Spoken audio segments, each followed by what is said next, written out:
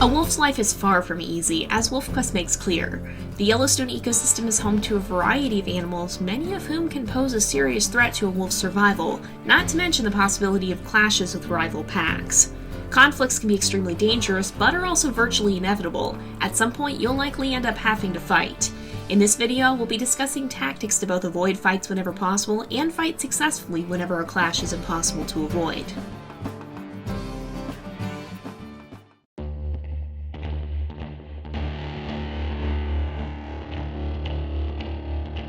Fighting is a crucial part of a wolf's life, but it should never be taken lightly. With every fight comes the risk of serious injury or even death, so if you do choose to fight, it's vital to make sure the benefits outweigh the risks. NPC animals will also assess these risks and act accordingly. For NPC competitors, this cost-benefit analysis is revealed in the fight or flee meters over their heads. The orange bar shows the NPC's likelihood of making an attack, while yellow shows its chances of running away. These meters shift throughout the course of the fight until an NPC's rising flee meter prompts it to run away, or you decide you've had enough and leave. An NPC's flee meter will increase depending on the circumstances. It will rise as the power balance shifts away from the NPCs, such as when new enemies arrive, allies are killed, or the NPC itself loses health. However, it is also possible to raise the flee meter with threat displays like growling and snarling. This may provoke the NPCs, so it's important to keep an eye on their fight meter throughout the process, but it's often more effective than just trying to deal enough damage to leave your opponent weaker than you. The fight meter indicates an NPC's likelihood of choosing to launch an attack. The more a competitor is provoked, the greater the chance that it may decide to go on the attack rather than just standing its ground and defending itself. In addition, it is impossible to raise an enemy's flee meter when its fight meter is full, so when trying to intimidate a foe with threat displays, make sure to keep an eye on it so your efforts aren't in vain. The fight meter rises when an NPC is attacked, but may also show a temporary increase in response to a threat display. It will also rise if you get too close to an enemy or ignore their presence to eat from a contested carcass. Thus, the more you harass or threaten an enemy, the greater the chance it may decide to attack you. When trying to intimidate an enemy, it's often wise to take your time and let the fight meter decrease in between threats and attacks. This may lower your chances of being attacked and increase your odds of scaring your enemy into running away. There are many factors which can impact a competitor's initial fight and flee levels, including the species, how many allies and enemies it has, and how much incentive it has to fight. A grizzly bear trying to defend or claim a carcass, or a pack of wolves defending their territory will be much more likely to pick a fight than a lone fox or cougar wandering the hills. Similarly, you'll want to assess your own odds as well. If you're up against a particularly strong foe like a bear, or several enemies like a pack of wolves, you might want to consider backing off to ensure you live to fight another day. If you have nothing you need to defend, it's not usually worth picking a fight. Sometimes, however, you may not have a choice in the matter. If you're on the verge of starvation and an enemy shows up to fight you for a carcass, or you find yourself trapped in wolf territory and have no easy escape route, you may be forced to stand your ground. These cases are certainly far from optimal, but they do occur from time to time, and the best way to avoid them is often to work to prevent them. To avoid starving, make sure you start looking for food early when your hunger is still around 50%. To avoid being ambushed by a wolf pack, make sure you're aware of your surroundings at all times and know whose turf you're on. Don't venture deep into pack territory without cause. You may not be able to avoid every confrontation, but planning ahead can certainly help lessen the odds of being forced into a fight you can't win.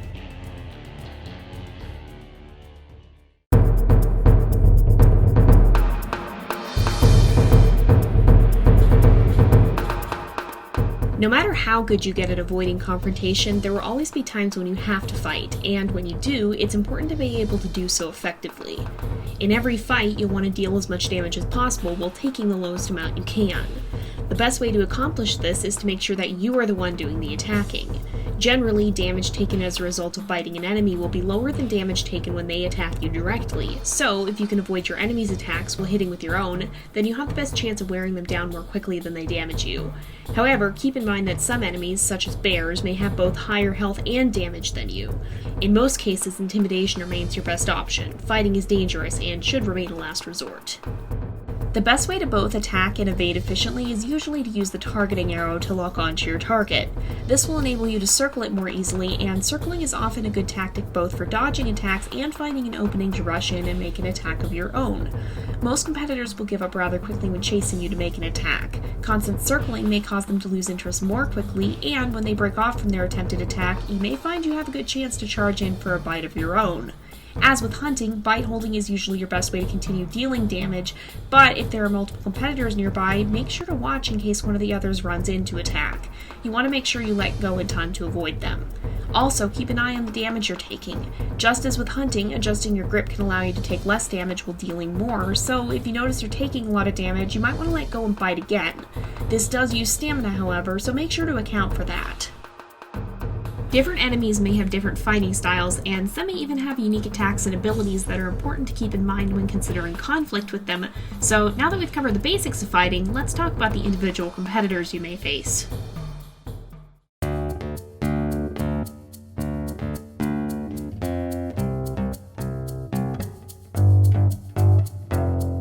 Foxes are one of the more prevalent competitors you may encounter, but fortunately they're also the easiest to deal with.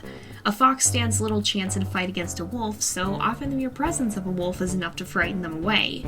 However, despite the fact that they pose virtually no actual danger, foxes will still scavenge from carcasses, thus depleting your possible sources of food.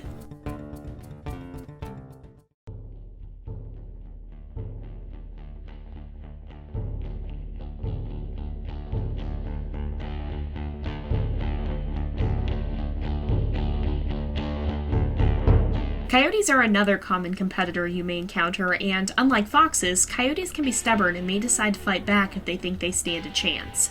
Though one-on-one a wolf holds a clear advantage over a coyote, coyotes often operate in packs, which can tip the odds of a fight in their favor. Coyotes aren't especially strong and tend to dart in to deliver a quick bite before running away again. However, although a single coyote's attacks likely won't do much on their own, with 2 or 3 attacking in sequence they are capable of seriously harming a wolf. A coyote's bite is also enough to interrupt your attacks, making it difficult to pin down one member of a pack long enough to seriously wound or kill it. If you can manage to kill a pack member, however, it's often enough or nearly enough to frighten away the survivors. A lone wolf at full health is usually capable of routing a pack of coyotes, and a pair of healthy wolves is almost certain to be able to fend them off. However, coyotes still can pose a threat to an injured wolf, so it's wise to be wary of them, especially when your health is low.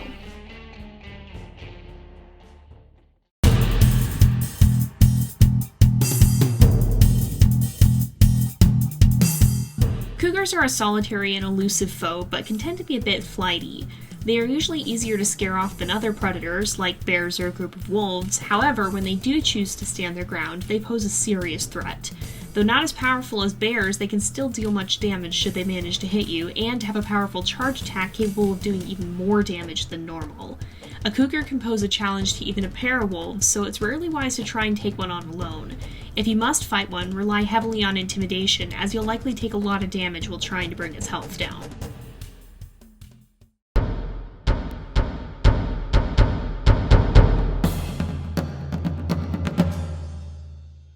Bears are the most powerful of your competitors, and taking one on is a serious risk. Though they are solitary, either found alone or with their young cubs, their attacks do more damage than those of any other competitor.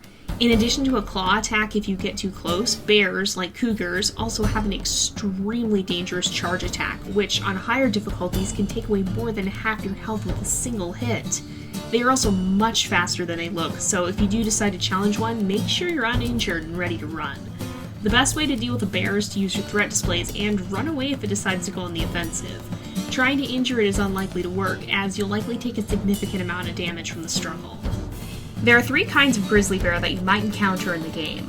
Cubs are the smallest and on their own pose little threat. However, when cubs are present, their mother is seldom far behind. Sow grizzlies are extremely dangerous, especially when protecting their cubs. Attacking a cub will sharply raise a mother's fight meter. Boar grizzlies are even stronger than sows, but will never have cubs following them. Both kinds of adult bear are very powerful, very dangerous, and very hard to intimidate. It is possible to chase them off, but to do so requires both caution and persistence.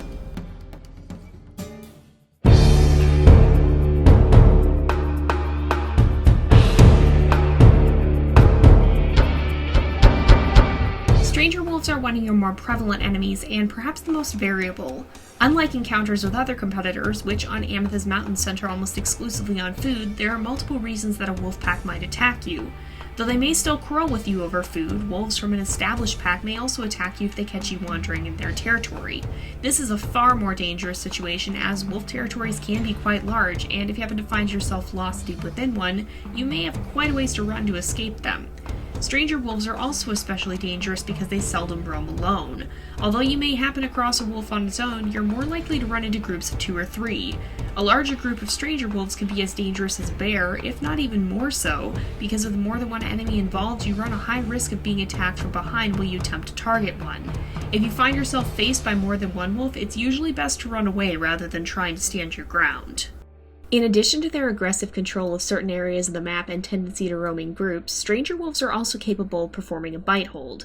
Much like a player, a stranger wolf that bites might not let go right away, and you may be forced to struggle free of its grip. You can do this by repeatedly pressing spacebar, however, this will rapidly drain your stamina. If there is more than one wolf around, the situation can quickly turn lethal. If you are pinned by multiple wolves at the same time, your chances of escaping drop significantly, and especially on the harder difficulties, you can quickly take fatal damage. An unevenly matched fight against a pack of wolves is a good way to get yourself seriously injured or even killed, and even a matched fight can be dangerous if you're fighting 2 on 2. Although having a mate with you increases your chances of surviving, you must still be careful. Depending on your mate's personality, it may not attack aggressively enough to stop an attacker that tries to pin you. Even if you focus your attack on one member of the group, you must still be vigilant to make sure another isn't running up on you from behind.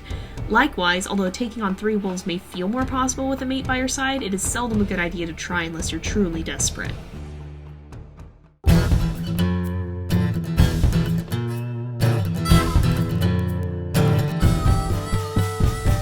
When exploring the world, it's important to keep an eye on your sleep meter. Staying well rested is vital to maintaining your stamina, and stamina is what determines whether or not you have the energy to bite, struggle, or run away. If you're starting to get tired and have the chance for a nap, it's usually best to take it. If you do wind up in a surprise battle, having enough stamina to fight back or get away can be the difference between life and death. If you find yourself in a tough spot when your stamina starts to get low, such as trapped deep in stranger wolf territory, drinking water can provide a temporary boost. If you have access to a lake or stream, a quick drink may be enough to help you get out of a tough situation. Just make sure you can afford to take the time to stop. Fighting in WolfQuest can be extremely dangerous, but with patience and careful strategy, you'll be well on your way to becoming a formidable fighter. For additional gameplay tips and advice, make sure to check out the WolfQuest knowledge base for a lot of helpful info on a variety of subjects. What are your preferred fighting tactics? Is there anything we didn't cover in this video? Let us know in the comments below, and go forth and conquer!